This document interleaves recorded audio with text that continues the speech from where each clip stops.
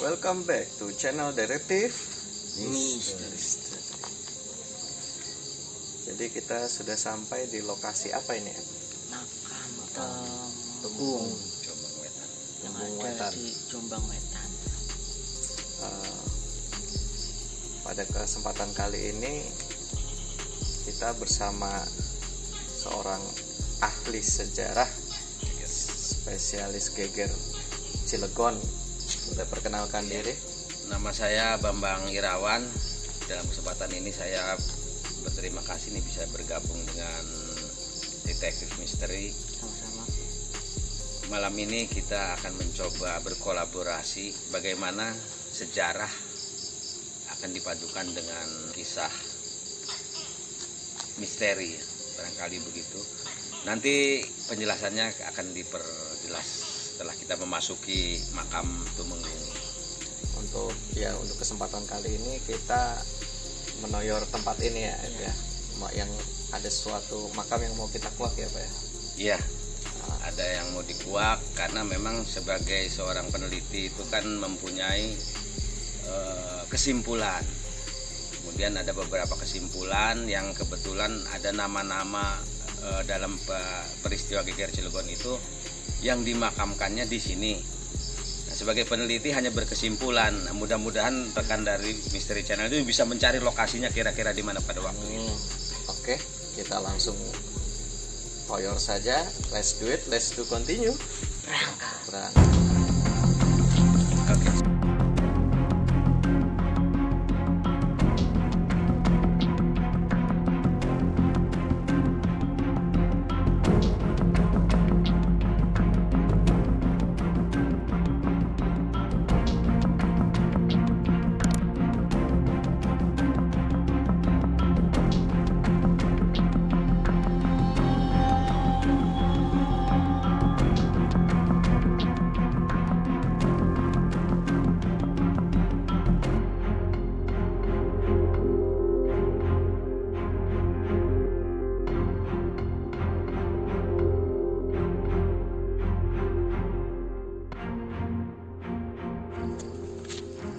Baik teman-teman sekalian, ini mungkin episode perdana ya. Iya, kita kolaborasi Pak Bambang. Iya, kolaborasi antara timnya Detektif Misteri.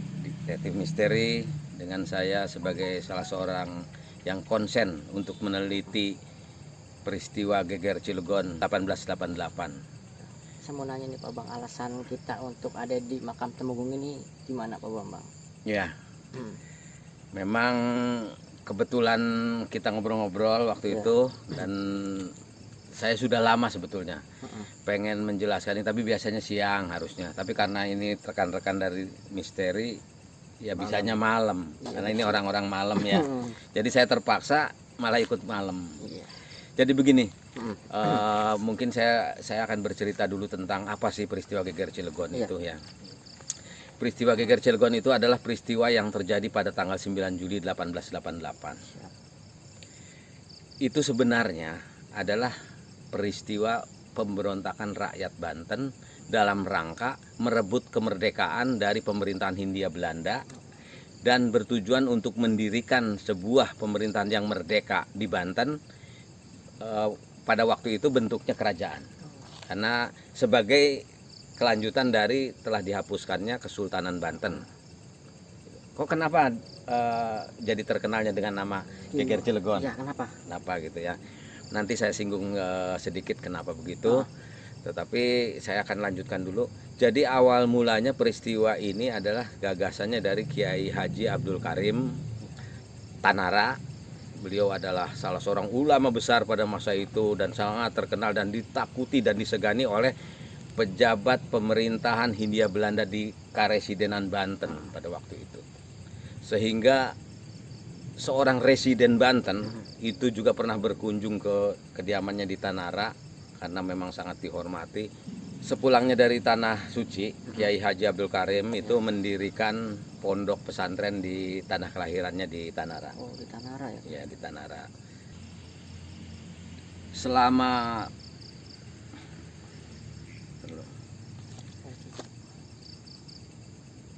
karena beliau ini seorang ulama besar, sehingga banyak dalam waktu singkat pondok pesantrennya itu menjadi cepat besar gitu. Dan dalam yang diajarkan oleh Haji Abdul Karim itu adalah untuk mengembalikan lagi kepada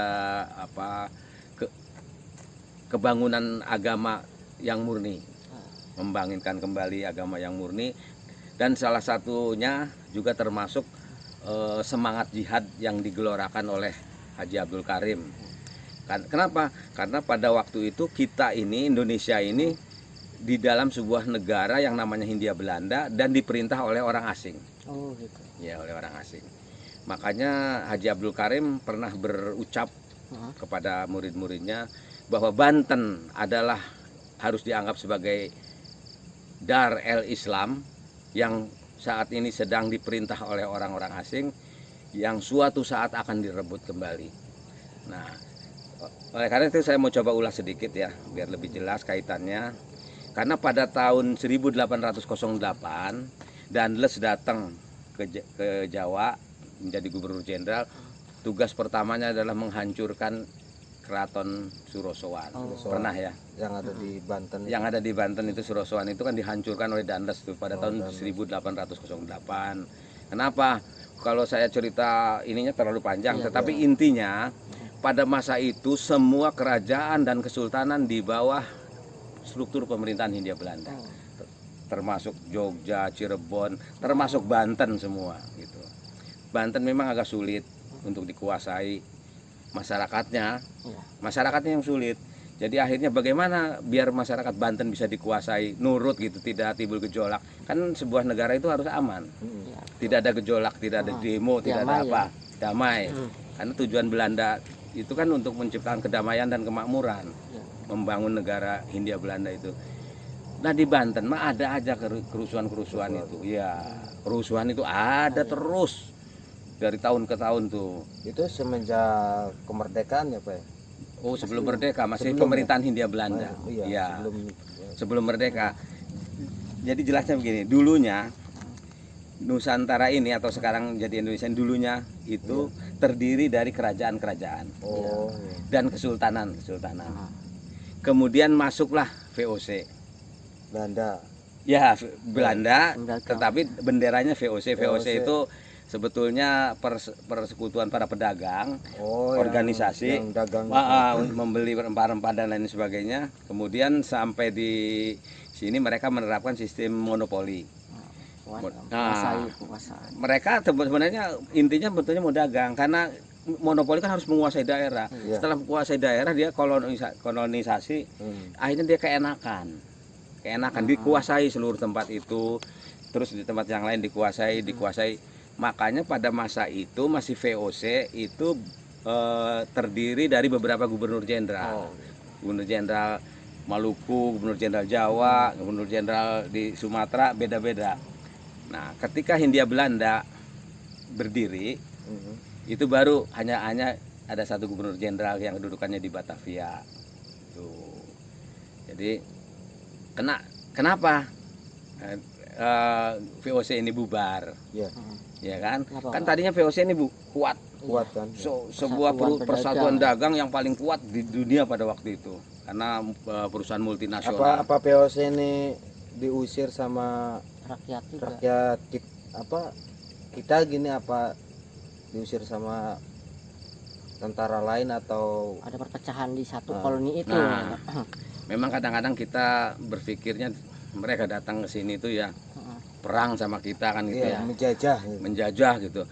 Awalnya kalau zaman kerajaan dulu ada perlawanan dari para kerajaan-kerajaan, tapi begitu setelah dikuasai, justru para raja, para sultan itu duduk menjadi pejabat pemerintahan Hindia Belanda pada waktu itu. Setelah dikuasai, jadi sebelumnya ada mungkin pertempuran. Setelah duduk tidak ada pertempuran, sudah selesai. Karena ini sudah terbentuk satu negara besar. Yaitu Hindia Belanda namanya, belum Indonesia. Ide Indonesia itu baru muncul di tahun 1928 oleh Yong Java, Yong Sumatera, oleh generasi anak muda. Mereka mengadakan kongres, ya kan? muncullah ide untuk Disiapin ya. kalau kapan-kapan kita merdeka, ini Belanda pulang gitu ya. Kita Indonesia. ini negara namanya Indonesia gitu. Nah, berarti kan tidak dijajah, wong kita boleh kok. Iya. Kalau dijajah kan nggak boleh ada kongres. Iya betul. Terus kalau dijajah kan nggak boleh ada organisasi Syarikat Islam. Ya kan? Budi Utomo gitu ya. kumpul nggak boleh. Wong kita aja zaman Orde Baru aja kumpul-kumpul, kalau yang kira-kira mau melanggar nggak boleh. Bakar gitu ya. Bakar. Makanya pada pemerintahan Hindia Belanda itu boleh. Bebas ya. Bebas. Oh, kita berkumpul. Enggak Seperti dibayangkan. Iya, kita mana ini kejam. nggak bisa nggak bisa main Oh atau iya, bukan. Bukan. Ternyata lebih damai dari dulu, zaman dulu ya. Damai karena memang mereka menciptakan untuk kesejahteraan. Pembangunan Dibangunlah Jakarta, sampai sekarang masih ada peninggalannya Kota Tua. Ya, emang peninggalan di Semarang. Belanda itu banyak di Indonesia ini banyak. Iya. Jadi mereka membangun sebuah sistem ketatanegaraan yang disebut negara Hindia Belanda, yang kemudian dilanjutkan sampai negara kita sekarang ini Indonesia sistem ketatanegaraan gitu. Mungkin ini yang jarang dibahas ya. Iya, apa itu Pak Bambang? Penjajah, ya kan? Kejam. Iya. Penindas gitu. Penindas. Padahal kalau kita telusuri bagaimana sih struktur pemerintahan Hindia Belanda, itu jabatan-jabatan tertentu saja yang dipegang oleh orang bule atau oleh orang Eropa atau oleh orang Belanda. Karena waktu itu kan ada Prancis segala itu. Oh. Ya kan Belanda di bawah jajahan Prancis juga. Iya betul. Kayak Danles itu juga kan akhirnya pulangnya ke Prancis, dan yang mengutus ke sini Indonesia juga Prancis, Kaisar Napoleon.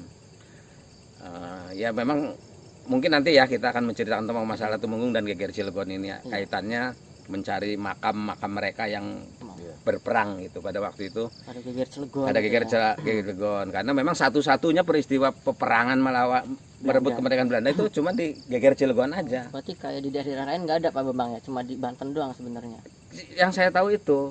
Tapi kalau setelah merdeka mah banyak, perang di Surabaya, ya kan? Itu mah setelah merdeka atau 45 setelah kesini mah banyak. Maksud saya, ketika pemerintahan Hindia Belanda berdiri ini tidak pernah terjadi merebut kemerdekaan, dan terjadi hanya di Banten gitu. Perperangan itu ya. Ya. Kemudian kenapa namanya Geger Cilegon? Ya, kenapa Pak Bambang? Nah, kenapa namanya Geger Cilegon? Ini yang menarik ya. Yang menarik, dan kenapa kalau lebih dikenal dengan orangnya taunya Geger Cilegon, Geger Cilegon. Padahal dulu idenya kan orang Tanara. Oh. Ya. Idenya orang Tanara. Haji Abdul Karim punya murid. Haji Tubagus Ismail muridnya. Haji Marjuki. Ya. Kiai Haji Singadeli dari Kaloran, Serang. Lalu Haji Abu Bakar dari Pontang, Haji Asnawi dari Bendung. Ini murid-muridnya. Inilah yang melakukan rencana besar itu untuk mewujudkan ide-idenya Haji Abdul Karim itu untuk merebut kemerdekaan kembali Banten. Karena Banten sudah dihapuskan. 1813 dihapuskan, sultannya nggak ada. Jelasnya begini. 1808 Dandes menghancurkan fisik keraton. Baratnya mah sultannya dari tahun berapa tadi? 1813 sudah tidak ada. Gugur gitu ya. Udah diambil, menyerahkan jabatan ke kerajaan Inggris. Iya, gugur. Ya. Jadi orangnya masih ada, jabatannya sudah tidak punya. Ditarik jabatannya doang. Iya, jabatan. Jadi kamu bukan sultan gitu. Karena sultan sudah serah terima jabatan ke kerajaan Inggris. Di 1813. Kalau 1808 fisik keratonnya dihancurkan, sultannya masih. Keraton apa aja tuh Pak yang dihancurkan Pak? Surusuan aja. Surusuan aja. Terus kalau kenapa saya harus mempelajari sejarah ini dihancurkan? Karena ada kaitannya dengan Geger Cilegon ini. Nah, setelah 50 tahun lebih ada kerinduan rakyat Banten ini selama di bawah pemerintahan Hindia Belanda. Oh, tadi saya belum nyebutin ya pemerintahan pejabat ya. Jadi yang dijabat oleh orang Belanda itu Gubernur Jenderal, itu tertinggi. Kedudukannya di Batavia atau sekarang Jakarta. Yang kedua nih, yang dijabat oleh Belanda nih, itu residen. Nama wilayahnya Karesidenan. Contohnya Banten, Karesiden yang mau direbut itu Karesidenan Banten oleh para pejuang ini. Itu. Yang ketiga asisten residen. Ini orang Belanda. Nah, setelah itu Wedana, asisten Wedana, Patih, Iya. terus jajaran kelurahan. Iya. Ini kelurahan ini udah Belanda ciptaannya, Belanda, dapat Belanda. Iya, zaman dulu nggak ada kelurahan. Zaman Belanda itu, zaman kerajaan nggak ada. Masa di kerajaan ada kelurahan? Iya betul. Belanda yang menciptakan semua ini ya. Jadi kita harus berterima kasih nih. Iya iya. Hmm. Benar. Iya, orang sudah diciptakan kok dan Tinggal kita nerusin aja kita ya. menerusin aja. Nah, ini orang-orang pribumi. Hmm. Lah kalau misalnya kejam, yang kejam itu sebetulnya mah Kita Kita orang-orang sendiri, ya. pribumi. kita sendiri gitu. Kalau Belandanya mah ya dia kan ada cuma berapa orang yang menjabat. Betul. Tempat itu. Residen, asisten residen kalau di Cilegon ini nama asisten residennya Hubert Gubel. Hubert Gubel. Buat daerah Cilegon. Iya di Cilegon. Cilegon itu merupakan ibu kota Afdeling Anyar. Oh. Nah, Afdeling Anyar itu membawahi 3 kawedanaan. Kawedanaan Keramat Watu, Ya. Kawedanaan Anyar, dan Kawedanaan Cilegon sendiri yang kantornya sekarang menjadi Perumahan Dinas Wali Kota. Ini Kawedanaan Yang dekat Masjid Agung itu ya. Masjid Nah, Agung. sekarang itu dinas itu masih bangunan. Zaman dulu masih murni. Di rumah dinas itu masih relatif orisinil. Oh. Oh. Paling hanya- cat doang gitu. Enggak, hanya atap Oh, diganti. sudah diganti yang di pendopo. Pendopo itu sudah diganti atapnya. Heeh. Pintu dan lain sebagainya itu masih Jendela, murni. Kosong-kosong Nah, gitu ya. Ada tiang di depan itu rumah dinas, ada tiang kotak putih itu sudah diganti karena aslinya kayu Oh. kecil. Karena tiang yang besar itu hanya di gedung Kepatihan. Gedung Kepatihan itu besar. Pernah gedung kabupaten lihat Serang? Iya. Ya, tiangnya gede, bulat. Betul. Jadi saya nanya lagi Pak dengan gegernya Cilegon, Hmm. yang pemberontak untuk merebut Banten ini supaya nggak dipegang sama jadi Banten itu jangan dipegang sama Belanda. Belanda. Pemerintah asing ya. Oh, pengen dipegang sama kita sendiri. Sama kita sendiri. Pribumi. Nah, Oh, karena gitu. dulunya Banten itu kan di bawah Kesultanan Banten. Jadi sama kita nih. Sama kita orang kita. Karena sudah dihapuskan nggak ada Sultan Banten nggak ada. 1813. Berarti kalau secara zaman sekarang mah salah paham gitu ya Pak, disangkanya Belanda itu ngerebut Banten gitu. Ya memang ngerebut, betul kalau ngerebutnya betul. Tetapi begini membacanya. Jogja kan ada sultan. Iya. Tidak dihancurkan dan tidak dihapuskan, tetapi sultannya ini menjadi pegawai pemerintahan Hindia Belanda, pegawai negeri kalau sekarang. PNS gitu ya. PNS, ya pegawai negeri sultannya. Begitu juga sultan-sultan yang lain. Hanya Banten sendiri, ya, hanya Banten sendiri yang baik itu fisik keratonnya maupun jabatannya dihapuskan. Jadi tidak ada di Banten tidak ada pemerintahan kesultanan lagi setelah 13 itu. Udah nggak lanjut lagi ke 14 atau sekian gitu ya. Udah berhenti aja 12 gitu. Ya, maksudnya 1813 Oh. tahun sudah dihapuskan, tidak ada. Kalau di Jogja kan masih ada sampai merdeka, sultannya kan masih ada terus saja sampai sekarang. Masih ada penerusnya Iya. gitu kan sampai yang Ini ke dari sekian. pemerintahan Hindia Belanda, sultannya ini terus ganti sultan terus. Terus sampai merdeka terus sampai sekarang sultan yang Cuma ke di itu. Banten ini dihapus. Di Banten mah berhenti tidak gitu ada. ya. Nah, kalau di tempat yang lain masih terus turun temurun masih. Ya, kayak di Cirebon masih. Niatnya mungkin di Banten itu udah dihapuskan, mungkin pengen didirikan lagi gitu. Nah, kan rakyat Banten mah kan merasa kehilangan karena tidak punya sultan. Kalau Jogja kan pasti punya sultan biarpun di bawah pemerintahan Hindia Belanda juga Iya. tetap masih ada sultannya, masih berhubungan sama masyarakat. Kalau di Banten sudah tidak ada. Jadi berkeliaran aja ke masing-masing, mereka merindukan lagi Sosok sultan. Gitu, iya, sosok atau apalagi kembali lagi ke kita ke sosok Kiai Haji Abdul Karim itu dia mengajarkan semangat jihad gitu, semangat jihad. Tapi kenapa Haji Abdul Karim tidak berperang? Kenapa? Ya karena pejabat Belanda itu temannya semua. Bagaimana berperang melawan temannya? Orang pejabat Belanda, Berhubungan presiden baik Banten berarti ya? berhubungan baik gitu. Jadi bukan dijajah. Iya. Berhubungan baik biasa, dikunjungi ke Tanara sana. Ya setahu saya sih yang ada cerita-cerita zaman penjajahan itu. Iya, memang itu istilahnya istilahnya dijajah, tetapi kalau dikejamin nggak boleh ngapa-ngapain mah enggak juga, biasa Kita aja. baik-baik juga Kayak ya, kayak Pak, ya. gini aja hidup Kayak gini aja, kayak kita di negara Indonesia ini, cuma negara kita Indonesia ini kepala negaranya presiden. Kalau dulu mah kepala negaranya gubernur jenderal, gitu. Bedanya itu aja. Terus kalau sekarang mah di ininya gubernur, dulu mah residen, gitu. Karena kan gubernur Banten, Iya, iya. dulu residen Banten. Jadi gubernur itu residen itu sekarang gubernur ya. Iya, kalau nggak tahu. gitu. Kalau Afdeling itu asistennya itu kabupaten. Cuma beda itu aja. Itu tadi yang Ustadz itu semangat jihadnya ke siapa aja, Pak Bambang?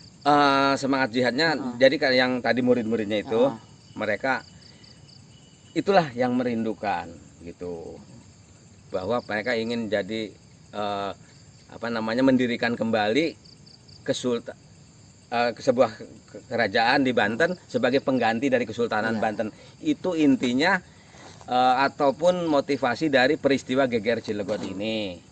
Nah, tadi saya ingin menjelaskan, kok ini kan pemberontakan petani Banten, gitu ya. Kenapa kok namanya Geger Cilegon? Kenapa dinamain Geger Cilegon? Kenapa dinamain Geger Cilegon? Ada suara ini. Jadi begini, pada waktu itu para kiai itu sudah mempunyai strategi perang tingkat tinggi. Makanya Geger Cilegon itu satu-satunya gerakan perjuangan bangsa Indonesia dalam rangka merebut kemerdekaan dari pemerintahan Hindia Belanda. Yang kedua, Geger Cilegon itu adalah gerakan revolusi pertama yang dilakukan oleh bangsa Indonesia. Pertama, revolusi pertama ini Geger Cilegon gitu. Terus mempunyai strategi tingkat tinggi. Bagaimana mau merebut Banten? Nah, mau merebut Banten. Itu caranya kuasai dulu Afdeling Anyar. Nah, Afdeling Anyar itu mana? Ibu kotanya dari Cilegon. Di mana? Nah, di sana. Di belakang Sarinas Jaya itu. Oh. Itu yang di Anyar itu apa, Pak? Yang maksudnya Afdeling Anyar ibu kotanya di kota Cilegon. Namanya. Jadi Banten itu terdiri dari 3 Afdeling. Ya, gitu. Kalau sekarang Provinsi Banten terdiri dari kabupaten, kota, kira-kira gitulah. Jadi Afdelingnya itu Banten itu dulu Afdeling Anyar, ibu kotanya di Cilegon. Kemudian Afdeling Serang, ibu kotanya di Serang, sama Afdeling Caringin, ibu kotanya di Caringin. Itu Caringin daerah mana ya? Caringin itu Labuan. Oh, Labuan. Iya. Masih 3 itu ya berarti. Caringin itu di sana. Serang sama Caringin ya. Iya, itu ibu kotanya. Tapi jalannya jalan lewat Anyar sana ya, Pak? Iya, belum pernah ke Caringin. Belum pernah. Waduh, kasihan amat ya. Soalnya ya Kasihan. belum tahu yang katanya jalan apa itu yang didirikan sama Belanda itu dari Anyar ke sono itu sebutnya jalan apa itu, Pak? Oh, yang sampai ke pelabuhan itu sampai ke ujung sana. Iya, memang itu Danles pernah membuat jalan ke sana dan memang terjadi pertempuran betul. Tapi itu kan memang itu diganggu sama tadi tuh perampok-perampok. Iya, diganggu aja. Betul, kadang-kadang terjadi. Tapi itu kan memang diganggu si Belanda lagi kerja. Bukan kerja paksa, kerja rodi. Enggak. Itu nggak tahu ceritanya dari mana ada kerja rodi, kerja paksa itu. Setahu saya begitu saya baca itu sebetulnya Danles itu membuat jalan itu juga bukan dari Anyar. Karena Danles sendiri turunnya di Anyar. Waduh, terus cerita Geger Cilegonnya kapan nih akhirnya ya? ini jadi panjang juga ya. Terus kita kesini mau mengeksplor kuburan nih gimana nih? Nah, sekarang kita lanjut ini aja, kalau Pak. masih ada waktu nggak masalah ya. Kalau bagi saya nggak masalah.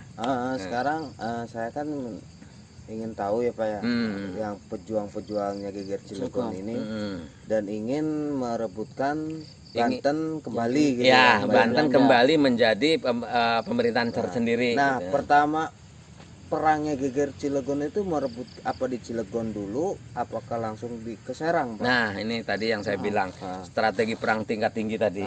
Para kiai itu pertama kumpul. Kumpul itu rapatnya pertama di Tanara. Di Tanara. Iya, di sana.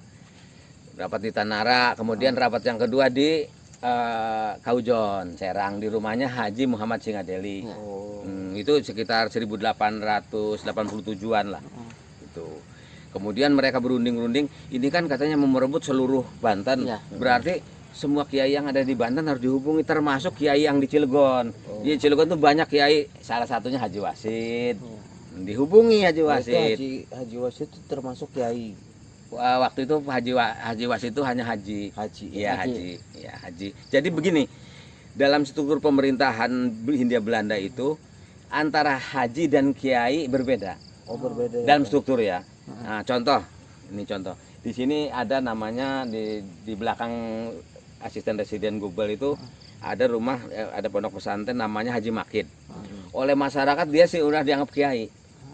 Tetapi oleh pemerintah Hindia Belanda dia belum. Cuma haji aja. Ya, belum. Tuh. Jadi dikiranya orang beragama di Indonesia diketatin sama Belanda, enggak. Orang Islam suruh ngatur sendiri, yang ada penghulu itu. Nah, penghulu Cilegon waktu itu kejadian 1888 namanya Haji Tubagus Kusen, itu penghulu Cilegon. Pejabat pemerintah Hindia Belanda, tetapi dia ikut berjuang di dalam pemberontakan. Ini menariknya. Dia kan pejabat pemerintah, orang penghulu kok. Di dalam pemerintahan itu ya. Dan bukan hanya penghulu Cilegon aja yang ikut pemberontakan. Kepala penghulu di Serang sendiri, berarti kan Palu pusat. Serang kan ibu kota. Pusatnya juga ikut berontak. Ikut. Namanya itu Haji Tubagus Muhammad Arsad. Bahkan penghulu Tanara juga ikut gitu dalam pemberontakan ini. Banyak yang ikut dalam pemberontakan, seperti lurah. Ikut semua. Lurah kan pejabat kan? Itu banyak yang ikut. Lurah-lurah. Nah, kalau semua ikut ya Pak ya. Dari pertama perperangnya di Cilegonnya itu Di mana? di Cilegon itu kan kata Bapak tadi itu ada dua titik tiga titik yang diserang.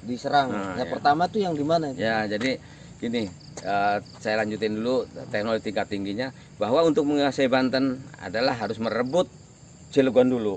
Setelah Cilegon dikuasai, pasukan yang dari Cilegon nih berangkat ke Serang membantu pasukan yang ada di Serang. Jadi di Serang sudah ada pasukan, sudah ada kan. Ini kan pasukan Cilegon. Dan itu hasil rapat dari Kaujon. Jadi kalau zaman sekarang kita gabung gitu. Gabung. Zaman sekarang misalnya kolaborasi kayak kita gini. Misalnya orang Serang ini udah siap di Serang. Tetapi kita nyusul lah gitu tuh. Tetapi pada masa itu orang-orang itu patuh dan taat pada aturan. Karena sudah dirapatkan bahwa nanti Serang diserang dengan bantuan pasukan dari Cilegon berangkat bareng. Dan mereka nggak teriak-teriak Allahu Akbar, enggak. Walaupun lawannya orang enggak, mereka Allahu Akbar itu hanya untuk mengagungkan Tuhan. Ya. Iya, bukan teriak-teriak di jalan. Allahu Akbar. Enggak, makanya itu selama sekian lama itu peristiwa itu rapat terus. Kadang-kadang rapat di rumah pejabat Hindia Belanda. Di rumah pejabat lagi hajat, dia rapat di situ. Tidak bocor. Tidak bocor karena mereka rapatnya hati ke hati ya, Pak. Halus. Oh, iya, halus. Ya. Main bersih. Tidak ada emosi kayak anak-anak sana. Makanya kalau belajar mengenali sejarah bangsa kita itu kembali kepada peristiwa ini, inilah jati diri kita. Jati diri kita itu bangsa yang santun, menghormati orang tua, menghormati keputusan dan aturan. Mungkin kita kalau saling bertemu juga ngobrolnya nggak keras. Enggak. Mah halus. Halus. Gitu. Jadi itulah pelan gitu ya. Akhirnya begitu hari H 9 Juli 1888 mereka berkumpul itu, baru di situ Timur Semangkana itu mulai perang. Nah. Tetapi nggak tahu si Belanda itu mau nyerang siapa, karena itulah tidak bocornya rahasia itu.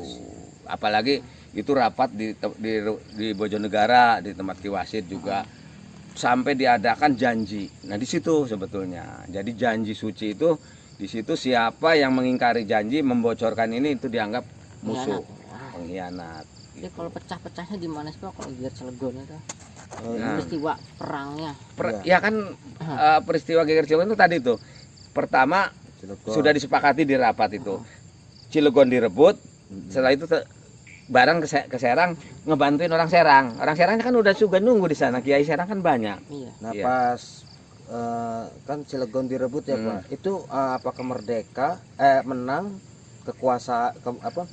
kembali kekuasaan? Nah, untuk merebut suatu wilayah berarti kan syaratnya kepala daerahnya harus kena. Ya, nah, waktu itu kepala daerahnya kan asisten residen Hubert Gubel namanya. Dia ini lagi berada di Anyar bersama residen Banten. Nggak ada di sini. Nggak ada di Cilegon. Cilegon sudah dikuasai tapi kan belum dianggap selesai iya. belum karena belum Kepala ketangkap. daerahnya. Ibaratnya presiden atau ketuanya Masih di Anyar. Dia datang ke sini itu jam 12 siang. Dan terbunuh itu baru jam 5 sore.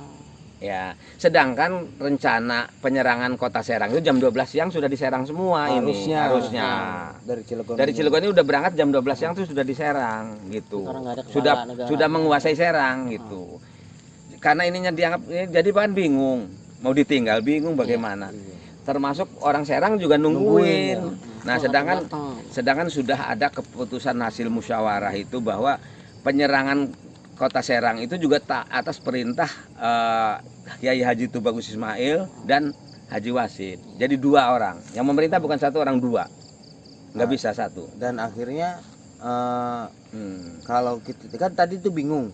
Dan akhirnya apakah dibagi atau gimana? Nah, akhirnya ada solusi ide. Udah berangkatnya sebagian. Oh, Sebagian nunggu kepalanya. Nah, sebagian masih menunggu ini, menjaga Cilegon. Itu, iya. Jadi berangkat tuh separuh-separuh.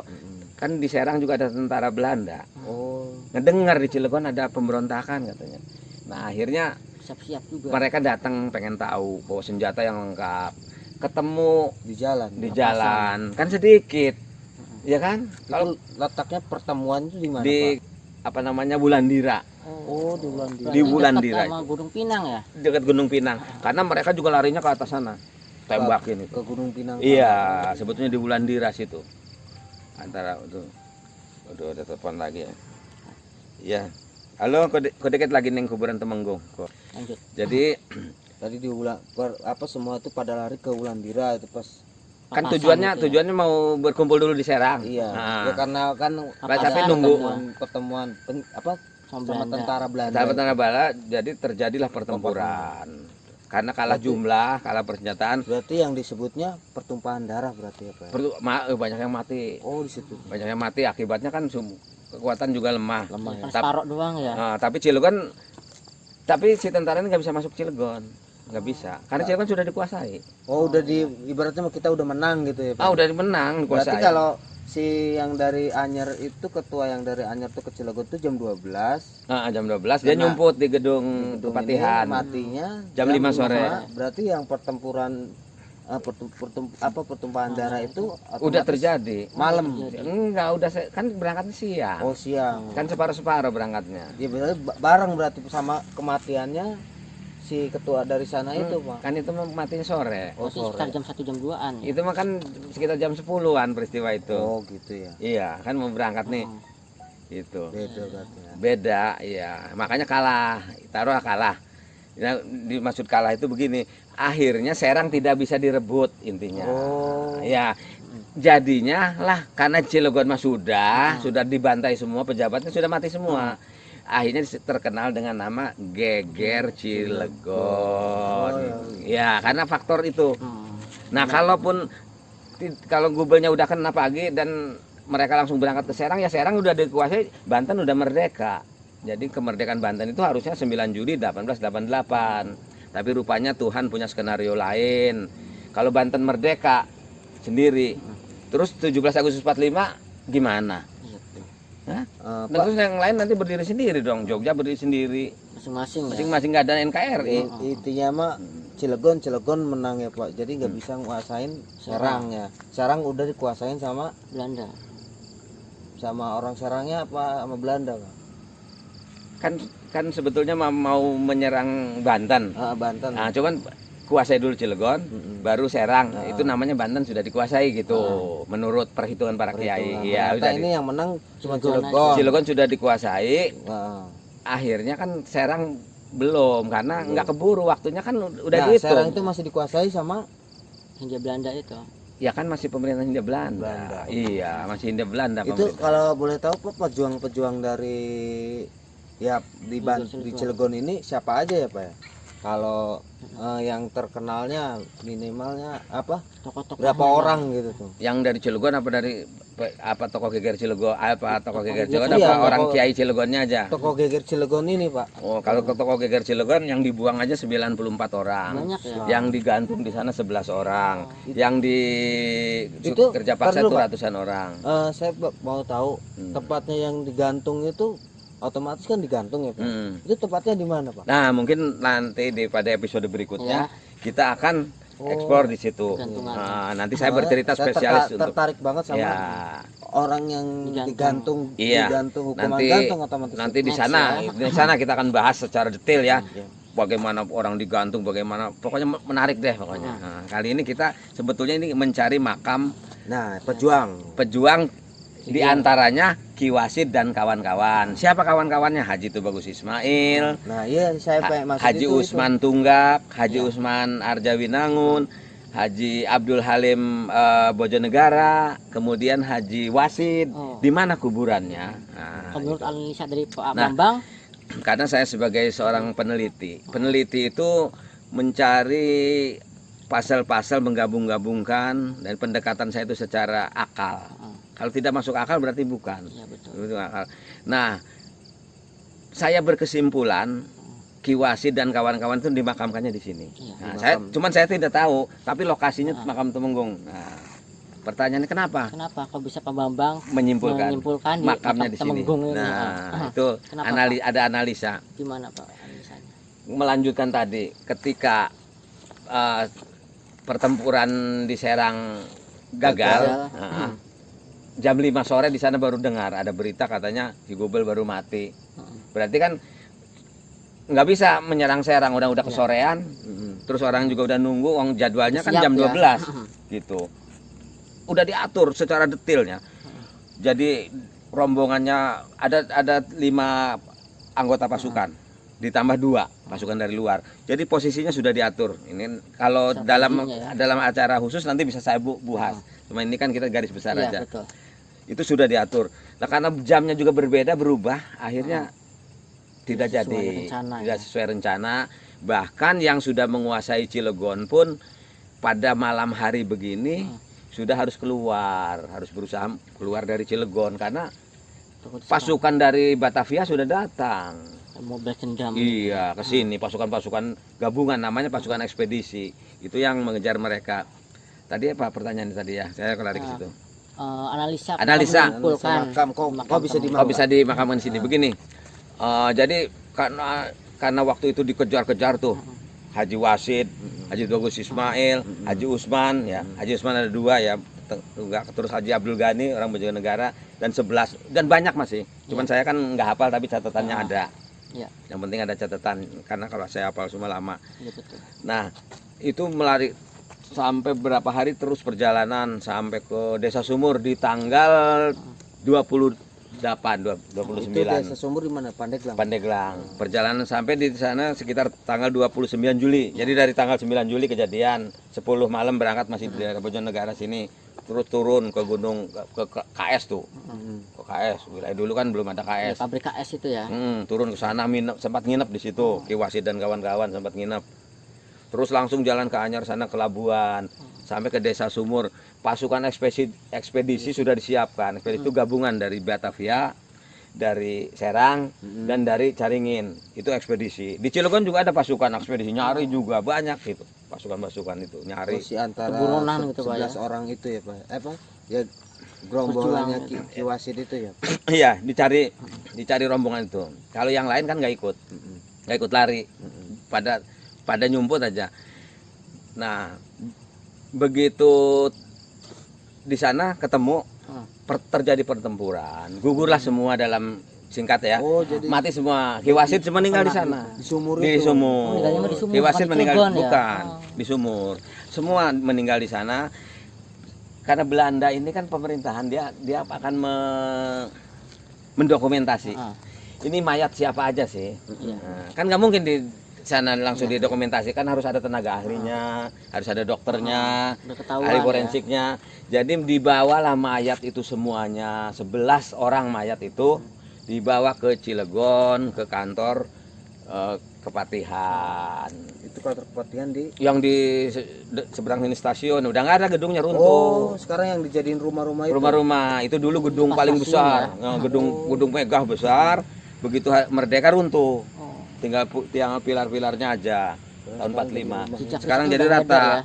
Jadi itu satu gedung yang tenggelam tanpa sisa. Oh. Gedung pemerintahan Belanda yang tenggelam tanpa sisa itu. Sayang nggak di apa namanya, nggak di kayak di daerah-daerah lain itu Dipelihara ya, gedung Kabupaten Serang masih ada. Iya. Sama sama gedung Kabupaten Serang Oh, ini. gedenya Gedenya tuh sama seperti- ya. gitu, besar. Karena kan dulu dibangunnya bareng. Oh, baru.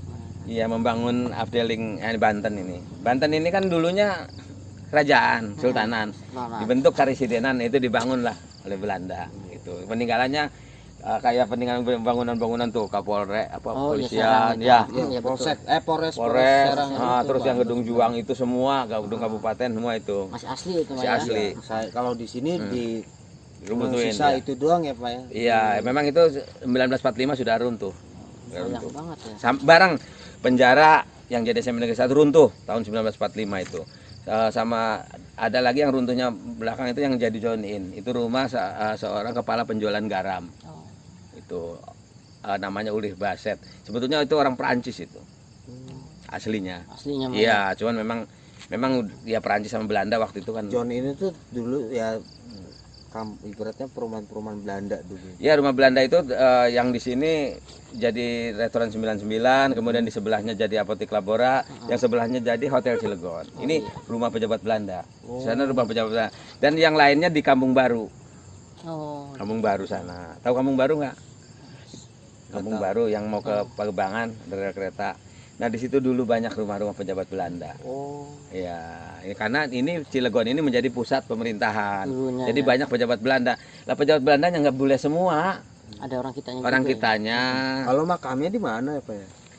Nah, nanti juga kita akan mengeksplor yang makam itu di gitu ya. orang Belanda ya untuk episode berikutnya. Yang ini kita masih makam Tumenggung ya. Iya. Analisa tadi mayat itu dibawa. Ya. Nah, diotopsi lah, Iya.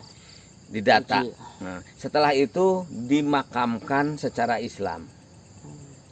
Sama Batavia itu. Sama orang Enggak, sama orang diserahkan. Nah, karena Cilegon ini dalam keadaan kosong, orangnya pada kabur. Ya, pada sembunyi Pada ya. sembunyi, nggak berani. Jombang Wetan ini kosong, nggak ada orang. Ini kan Jombang Udah Wetan. kayak komplek mati. Akhirnya lurah Jombang Wetan itu memohon kepada darurat militer. Kan pejabatnya mati semua. Iya.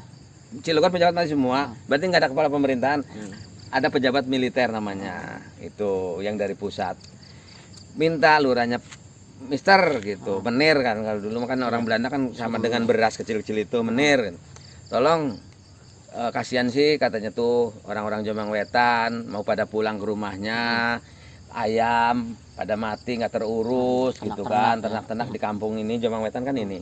Oh iya, cuma Dekatin Jombang Wetan nih. Lah kata si orang tentara Belanda itu boleh katanya, asal kamu saya jadikan jaminan Sandra, silahkan pulang. Syaratnya warga Jombang Wetan diberi tugas untuk merawat yang luka-luka dan menguburkan yang meninggal. Kan tugas yang meninggal kan tugas orang-orang itu yang memandikan. Sekarang yang bisa kan orang sini bukan orang Belanda. iya. Waduh, kifayah. Iya dia. Nah sekarang logikanya, analisanya, mayat Haji Wasid dan kawan-kawan dibawa ke situ, ke gedung kabupaten, ke gedung kepatihan Cilegon di sana, Iya. ya lurus sana, Stasiunnya. dekat stasiun sana. Setelah itu kan dimandikan, tugasnya si orang mana? Orang Jombang Wetan kan, Iya, karena sudah ada kita, perjanjian. ah. Lah orang Jombang Wetan masa sih nguburinnya di sana? Pasti yang di kuburan dia kan Di ini, daerah wilayah dia kan, ini kuburan dia. Ini kuburan ini kan Tumenggung, berarti Tumenggung itu kuburan yang udah tua, sudah ada sejak dulu. Oh. Berbeda dengan kuburan kiai yang nanti akan kita kunjungi, kuburan Iya. pegantungan, itu mungkin pertamanya orang digantung, kemudian sekarang banyak. Kalau ini sebelumnya sudah ada. Udah ada. Makanya saya berkeyakinan Ki Wasid dan kawan-kawan di sini dimakamkannya.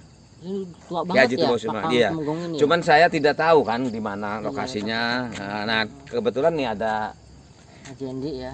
rekan-rekan dari detektif misteri yang mudah-mudahan masih ada energi-energi mereka ya di sebelah mana barangkali gitu. Mungkin udah selesai belum ya saya menjelasin ya? Boleh, udah cukup. Udah untuk Udah cukup analisanya. dipahami ya? Udah. Cukup Iya. dipahami bahwa kenapa penalisnya di sini, karena orang Jombang Wetan punya tugas dan tanggung jawab Dalam memandikan dan memandikan dan menguburkan yang meninggal. Imbalan dari dia bisa kembali menempati rumahnya. iya. Kalau gitu imbalan, karena waktu setelah kejadian kan kosong Nggak ada karena orang. dicari semua, bahkan Ternate Udik itu dibakar semua, Cibeber dibakar, Kedung dibakar, Jombang Wetan nggak dibakar, karena kalau dibakar gedung pemerintahan Belandanya kebakar Nggak juga, ya. itu makanya enggak, cuman orangnya kabur.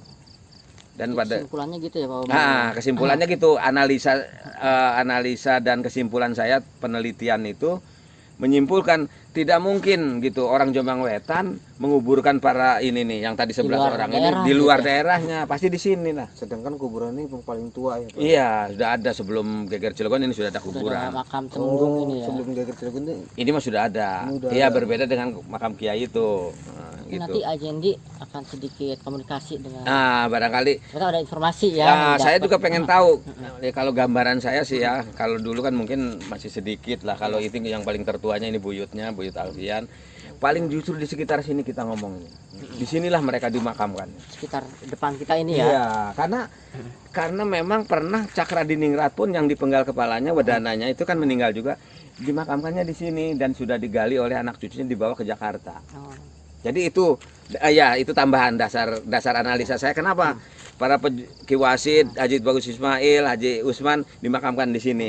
Karena Cakradiningrat pun dimakamkannya di sini. Sama lokasi. Iya, itu tahun 82, 84 atau 82 digali dibawa ke Jakarta oleh anak cucunya. Itu salah satu analisa dan kesimpulan. Berarti memang Penyidikan ini ya. kan Cakradiningrat juga kan dalam peristiwa itu dipenggal. Cakradiningrat itu Wedana Cilegon. Wedana itu apa sih Pak? Kalau Wedana Bahasa kita sekarang. kalau sekarang ini di atasnya camat lah. Oh, kayak semacam wali kota gitu ya. Di Iya. atasnya camat itu. Ah, Iya. Jadi atas- sekarang jadi camat. Sekarang kecamatan, dulu kewadanaan. Oh, Gitu, iya. berarti camat itu. Camat lah masih Wadana gitu. itu bahasa dulu gitu Pak. Iya. Sekarang udah mah dulu. camat ya Hmm, istilahnya. kan makanya dulu kan residen, asisten residen, Heeh, Wedana, heeh. asisten Wedana. Oh. Ya gitu. Iya, Nah. cuman Pak RT nggak ada dulu sih. Iya benar. RT ada di Ada. zaman Jepang. Oh, zaman zaman Jepang RT udah Iya, ada. udah ada. Tapi kalau lurah ada. Oh, lurah. Lurah ya, lurah sampai ke lurah. Kalau RT itu di Jepang. Pada zaman Jepang Pada ya. zaman Jepang 1942 ada. Jadi semua itu udah diturunin dari dulu. Kita mau udah ngejalanin Ya, doang. nerusin aja Itu struktur-strukturnya memang ya. udah jadi, Oh, Mak. berarti hubungan mah udah sekarang Geger Cilegon itu bahwa yang pemakamannya menurut Pak Bambang? Bambang itu di sekitaran Makam makam Temenggung. Temenggung gitu. Iya. Jadi sekali lagi karena ini kan kaitan sama analisa dan kesimpulannya. Iya. Karena yang mempunyai tugas untuk menguburkan yang meninggal atau mengobati yang luka-luka itu warga Jombang Wetan, dengan imbalan mereka bisa menempati rumahnya, tadinya ditinggalkan, dan yang jadi jaminan kepala lurahnya, lurah Jombang Wetannya disandra. Sandra, ya. Nah, untuk takutnya ada apa-apa gitu. Gitu. Udah Ini sesuai dengan kesepakatan sepakatan gitu sepakatan karena kan rakyat biasa ini mah kata rakyat. Itu satu, kemudian dikuburkan oleh warga Jombang Wetan, itulah mayat-mayat itu pasti di sini karena ini kuburan warga Jombang Wetan, ini warga Jombang Dulunya, Wetan ya. dulunya. Itu kesimpulan saya. Dan diperkuat lagi ternyata Cakradiningrat yang dipenggal pada peristiwa itu juga di sini dimakamkannya, dan pada tahun 1982 digali oleh anak cucunya dibawa Ke Jakarta. ke Jakarta tapi nggak tahu kemana. Makam ini sudah ada ya, Oh, yang waktu zaman dulu tuh sudah ada. sudah ada, berarti ini yang paling Tua ya. Ya makanya saya saya juga justru kenapa saya memilih tempat di sini gitu. Tetapi saya berkeyakinan di sini nih dimakamkannya gitu. Oke, Nah, gimana? makanya silakan. Nah, Udah sekarang bisa ya. Tinggal kita udah. nunggu Ajendi. kita nunggu aja komunikasi. Andi. Ya. Kalau gitu saya beristirahat dulu ya. Oh ya nggak apa-apa Pak Bambang. enggak kalian bentar Iya. ngomong. Oh iya, masih ada yang ditanyakan. Emang sih ya kalau saya rasain itu, tapi ini makam udah nggak kelihatan Pak, jadi udah ditumpuk-tumpuk. Oh iya, betul. Jadi Udah ditumpuk-tumpuk. Saya merasakan di pojok sana Pak, adanya di sekitar pojok tumpuk. Oh. Boleh jadi. Boleh Bisa jadi. jadi, Nah, Bisa di jadi. sekitaran dari makam buyut itu di Terus ada yang lewat. Ada yang lewat. bukan yang lewat lagi, tadi aja ada yang ketawa, Iya betul. perempuan. Tapi bukan ngetawain saya kan, karena saya memang bercerita jarak geger di sini kan apa adanya. Menandakan kalau sini ada makhluk yang lain. Oh, gitu Ya, itu lewat. Jadi menurut analisa saya, ya 11 orang itu di antaranya Ki Wasid, Tubagus Ismail, Haji Usman, ada 2, Haji Usman Tunggak dan Haji Winangun, satu lagi Haji Abdul Ghani dari Beji. Itu aja dulu yang saya sebutkan 5, yang lainnya nanti. Apakah kira-kira menurut Kang Hendi itu mereka itu dikuburkan di sini? Maksud saya gini, kalau analisa saya sudah mengatakan di sini, tetapi kan lokasinya kira-kira di mana gitu. Menurut kan barangkali ada energi, saya sih yakin pasti ada energi. Tapi kalau ini maaf ya Pak kalau saya nggak salah, dan ini mereka itu dikubur misah-misah Pak. Saya nggak tahu di mana aja. Tapi nggak dikumpulkan di sini semua. Oh iya. Jadi, boleh jadi dipisah-pisah mereka itu dikuburkan. Iya, Emang di sini ada, cuman udah ketumpuk. di sini di Iya, sekitar ada sini. sama warga yang Di baru sana, ya? Pak, di pojok sana. Oh di sana ya. Nah kalau di pojok sana ini kan berdasarkan Dari Ajanji. ini Pengalamannya apa energi ya barangkali ya. Iya. Kalau saya berdasarkan logikanya kemungkinan betul di situ karena kan ini Masih sudah ada baru ya? sudah ada kuburan di sini. Mungkin di sana kosong dulu. Iya. Kosong. Terus katanya dipisah-pisah. Iya. Boleh jadi karena kan nggak semua ditumpuk di situ sudah karena ini sudah kuburan Oh, iya. dulunya. Makanya Iya, itu. analisa menurut energi ya penelusuran lewat saya sebut alam gaib penerawangan ya. Penglihatan lah. Kelihatan aja. Begitu dan secara logika saya sebagai peneliti yang harus bisa dipertanggungjawabkan secara ilmiah juga mengatakan wajar kalau dipisah-pisah karena di sini sudah kuburan. Ya itu cuma saya nggak tahu tempatnya di mana-mana, dan intinya mah antara 11 orang ini dimakamannya dipisah ya. Dipisah. Maksudnya nggak di Berarti pakap temenggung ini. Iya. berarti apa yang saya ceritakan ini ya berdasarkan analisa kesimpulan terus berdasarkan ini juga mendukung gitu Iya. bahwa mereka dikuburkannya di sini. Ya di sini emang ada Pak, yang Bapak tanyakan tadi emang ada di sini yang Ada dikuburkan sebagian di yang sini. di luar gitu ya. Cuman nggak semuanya 11 orang itu dikubur di sini. Satu tempat gitu. Mungkin mencar-mencar. Nah, mungkin misah ya, Pak. Dalam bisikan itu saya misah-misah. Oh. Bahasanya misah-misah. Dari sini kalau dari jadi penglihatannya. Kalau menurut saya sih siapa tadi? Siapa? Haji Wasid, Haji Tubagus Ismail, Haji Usman ya. Haji Usman Tunggak, Haji Usman Aja Winangun, Haji Abdul Halim Bojonegara nih. Gitu kan yang mewakili karena mereka pemimpin ulamanya. Ulamanya kalau yang lainnya itu anak buah. Anak buahnya. Ini di sini gitu. Dia termasuk anak buahnya di sinilah. Iya, semuanya kalau nggak salah 3 orang di sini nih Pak. Di sini 3 orang ya. Iya.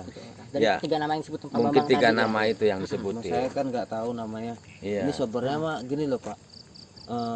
Saya itu nggak bisa nunjukin nih ini Lokasinya. makam ini, Oh, ini iya. namanya si ini gitu. Iya. nggak- Karena itu udah di dalam ke ini saya tuh ada bisikan lagi, udah kamu lihatnya cukup sampai sini aja. Memang saya juga kan hanya untuk mendukung teori saya Iya. aja. Hanya untuk mendukung Emang teori ada, saya. emang Memang benar. ada Emang energinya ada ada di sini. Kenapa saya bilang energi? Karena pasti mereka punya energi. Pasti. Pasti yang namanya suhada itu, para suhada itu walaupun gugur, mereka tetap hidup. Benar. Gitu. Entah jiwanya. Makanya saya juga heran siapa yang memerintahkan saya untuk mengangkat peristiwa geger Cilegon ini biar dikenal di Nusantara, Betul. di Indonesia. Saya juga nggak tahu, tetapi saya dari sini awalnya. Oh, Bapak itu dari sini. Iya awalnya dari kuburan ini awalnya gitu. Terus saya mempelajari sejarah geger Cilegon dari situ. Terus akhirnya ada dorongan-dorongan gitu. Saya harus terus. Jadi hampir 6 tahun ya. 6 tahunan. Dari ya. 2014 sampai 6 Gini, tahunan, sekarang 2020. Pak. 2020. Kan sekarang boleh nggak nanya? Hmm. Saya penasaran. Kan sekarang ini di Cilegon ini terkenalnya makam Ki Wasid itu ada di Oh yang di Kampung Barokah. Iya. Boleh nggak saya ngerasakan di makam itu gitu. Boleh. Apa itu benar makam Ki Wasid, apa itu makam buyut yang lain gitu. Boleh silakan. Ya mungkin nanti kapan ada kesempatan barangkali ya. Kita kan next. ini kan namanya Mungkin, kita Masih sejarah. selidiki Iya, ya. Dan saya juga masih pengen penasaran tuh yang gantungan. pegantungan itu. Nah, yang pegantungan kalau pegantungan saya bisa menceritakan secara detail. Tapi kalau makam Ki Wasid saya bisa menceritakannya begini. Dulu di Kampung Gudang itu di pinggir jalan ada sebuah lokasi pemakaman. Iya. Ada beberapa makam di situ. Iya. Kemudian waktu tahun 1984 itu kalau nggak salah ya, ada pelebaran jalan. Ini Cilegon masih masuk Kabupaten Serang. Dan itu harus ada yang dipindahkan. Katanya makam Ki Wasid yang dipindahkan. Baru katanya. Ya, yang bercerita itu anak keturunannya kepada saya.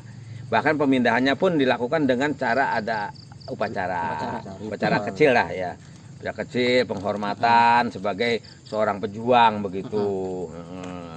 Dipindah ke Kampung Barokah di sana. Oh, Ya. jadi yang di itu tuh di Kampung Barokah. Iya, sekarang pindahnya. Bukan di situ lagi, di situ masih ada kuburan, tetapi katanya itu kuburannya peninggalannya ada orang tokoh di situ. Oh. Buyutnya tokoh di situ masih ada. Kalau kuburan Haji Wasidnya katanya sudah dipindahkan gitu ke sana. Tapi itu kan ceritanya begitu. Sedangkan kalau saya kan berdasarkan penelusuran fakta sejarah, kena pertempuran di Desa Sumur gitu kaitannya. Di sebelumnya terima kasih ya Pak udah mau nyeritain tentang gegernya Cilegon. Iya. Dan mungkin saya mau pengen tahu juga yang pegantungan itu.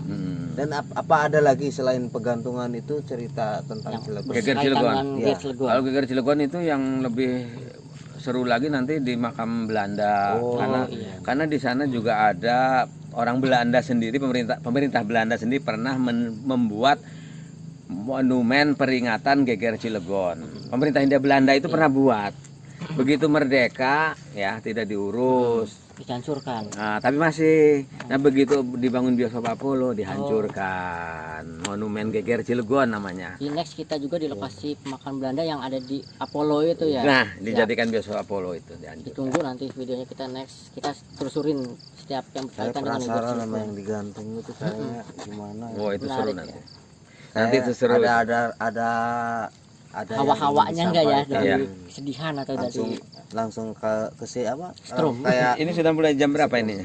ya kita next aja Pak. Saya terima kasih udah mau gabung sama Detik Misteri. Iya. udah mau ceritakan tentang Cerita. Geger. Karena ini juga sudah jam 2 ya lah, lebih Iya, ya. Jam jam 2 2 malam. kita. Jam 2 malam nanti istri saya juga kayaknya tadi udah Iya, telepon betul. aja. Ya, orang ini acara ngedadak ya. Iya. Jadi saya ini mohon pamit. Iya. Apakah mau eksplor nanti bagaimana? Insya Allah gimana nanti. Tetapi saya sudah mendapat jawaban dari Kang Hang ini bahwa memang di sini ada Iya. pemakaman dari korban Geger Cilegon yang menurut teori saya tadi, analisa kesimpulan saya bahwa itu adalah Haji Wasid, Kiai Haji Tubagus Ismail, Haji Usman Tunggak, Haji Usman Arjawinangun, Haji Abdul Halim dari Bojonegara gitu, dan kawan-kawannya dan murid-muridnya. Dan saya juga dari Detik Misteri mengucapkan makasih banyak buat Pak Bambang sebagai spesialis sejarawan Geger Cilegon yang udah membantu kita menganalisa tentang perjuangan Ki Wasid dan dimakamkannya di makam Temunggung ini. Ya. Jadi makasih Menurut banyak Pak Bambang Oke. atas informasi dan analisanya. Oke, iya saya udah ditelepon-telepon terus. Mungkin istri saya lagi ketakutan di rumah nih. Ya, Cukup Iya. akurat informasi yang kita dapatkan. Ya silakan ya. Iya. Pak Bambang, ternyata gimana? Lumayan juga ya kita dapat ilmu baru tentang sejarah Geger Cilegon. Mungkin teman-teman yang lain juga yang sedikit pemahaman tentang Geger Cilegon bisa tahu informasi dari Pak Bambang. Ya, harus penasaran dong. Saya aja bukan orang Cilegon. Cilegon. Penasaran. Jadi ya kita nggak boleh meninggalkan sejarah. Iya, yang ada. sejarah. Kalau bukan kita sebagai anak muda yang meneruskan, siapa lagi? Jangan sampai Nah, kalau terkubur gitu aja ya. didengar cerita-ceritanya kayaknya lebih masalah anak-anak muda atau anak-anak muda tuh lebih zaman dulu kayaknya. Soalnya penjaga rahasia banget ya. Ya betul. Nggak bocoran gitu. Nggak ada yang yang diskusi pun dia pelan diem gitu. Walaupun di tempat Belanda loh diskusinya di hajatannya di Belanda. hajatannya malah di tempat Bisa dipakai lagi. tadi ada yang lewat di pohon belakang sini ya. iya di pohon tadi. Ntar kita lihat. Siapa tahu Anda melihat teman-teman nyawa Pasti ada yang lewat tadi. Jadi cukup ayah informasi yang didapatkan dari Pak Bambang analisanya dan dari perawangan penglihatan Ajendi juga. Jadi situ aja, semoga kalian mendapatkan informasi yang akurat dari sejarah Geger Kota Cilegon. Yang taunya pertumpahan darahnya ada di Gunung Pinang. Pinang. Wulandira ya. Wulandira. Ya. Papasan dengan Belanda ketika mau ke ketika mau ke Serang menjajah, mau gabung, mau menyusul kelompokan Serang. Dan Kaji Wasit meninggal di daerah Sumur Atau Pandeglang ya. Pandeglang, di Pandeglang, dan mayatnya dibawa ke Cilegon dan diurus sama Kita warga Jombang, Wetan, bayangin ya, jalan kaki dari Bojonegara ke kawasan KS, terus ke Anyar, ke Labuan ya. Iya, Labuan, dari Sumur, Labuan ke Sumur, jalan kaki itu berapa hari coba. Orang dulu kuat-kuat, gak ada motor, gak ada saking itu saking kayak kayak bersembunyinya gitu dari itu. Tapi akhirnya ya apa kata Gusti Allah, emang ya, ajalnya di situ. Ya, mudah-mudahan mereka jadi jihad ya. jihad. Alhamdulillah ya. Syahid. Mungkin kita sedikit berdoa ya untuk para pejuang Geger Cilegon, Wasit dan kawan-kawannya. Bisa dipimpin doanya. Bismillahirrahmanirrahim. Sumaususon wa ilaihi para pejuang Wasit dan kawan-kawannya. Kumpulan Al-Fatihah. A'udzubillahi minasyaitonir rajim. Bismillahirrahmanirrahim. Alhamdulillahirabbil alamin arrahmanir rahim maliki iyyaka na'budu wa iyyaka nasta'in. Semoga para pejuang kita ditempatkan di tempat yang terbaik di surganya Allah, karena sudah membantu memperjuangkan rakyat Cilegon terbebas dari penjajahan Belanda. Jadi sekian dari kita, dari Misteri. Salam satu dunia, Dua dimensi bersama detektif misteri. See you.